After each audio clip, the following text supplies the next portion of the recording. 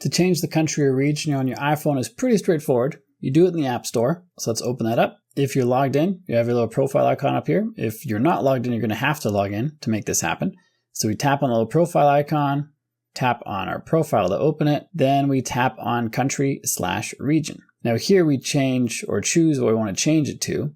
In my case, I can't go too much farther because watch this. I'll tap on Argentina, for example, and it says cannot change country or region because I have an Apple Music subscription in my current App Store. So if I cancel that, I can then switch to whatever region I want and then buy that subscription again if the new country or region has those subscriptions available. So let's say this wasn't a problem. I'd press OK.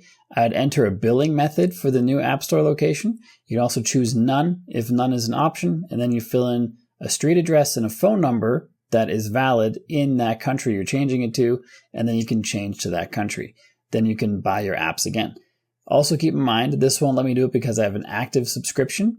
If you have paid apps or free apps from the App Store of your current region, when you switch regions, those apps might not be available in those regions. Even though you paid for them in the US store, for example, if you switch to a different country store where that app is not available, you won't be able to use that app when you switch to that region. But if you're okay with that, the process is pretty straightforward, and that's how you do it.